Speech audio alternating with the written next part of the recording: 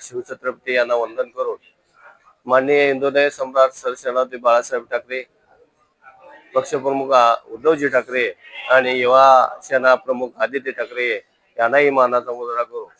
या ठिकाणी आपला आता प्रचार शुभारंभ झालेला आहे आणि त्यामध्ये महाविकास आघाडीचे सर्वच उमेदवार या ठिकाणी कशा पद्धतीने विजयी होतील यासाठी आपण रात्रीचा दिवस करून कार्यकर्त्यांनी कामाला लागायला पाहिजे।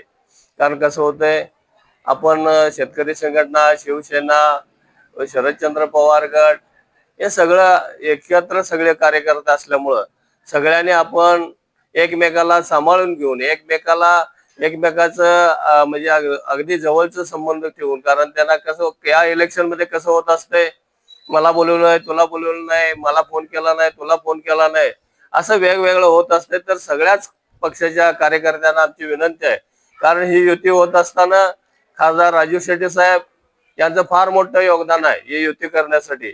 शेट्टी साहेब असतील, राजू असतील, आमचे नामदेव गिरे असतील, ह्याने एकत्र येऊन हे जे काँग्रेस, राष्ट्रवादी आणि हे एकत्र येऊन आम्ही अशा पद्धतीनं जे वरचं हे युतीचं आणि भाजपवाले आहेत, हे जे दडपशाहीचं सरकार आहे किंवा दडपशाही, प्रत्येक गोष्टीमध्ये दडपशाही।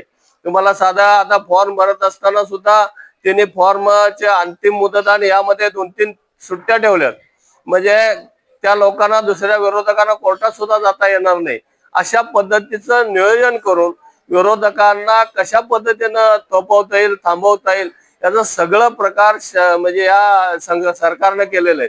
आणि त्याला मात करायची असेल तर सर्वच कार्यकर्त्यांनी जे आपल्याला उमेदवार महाविकास आघाडीचे दिलेत त्याचा अगदी जातीनं, अगदी तना मनानं प्रचार केला पाहिजे। मी स्वतःच उमेदवार आहे अशा पद्धतीचं कार्यकर्त्यांना आपल्याला इथं काम करायचं आहे।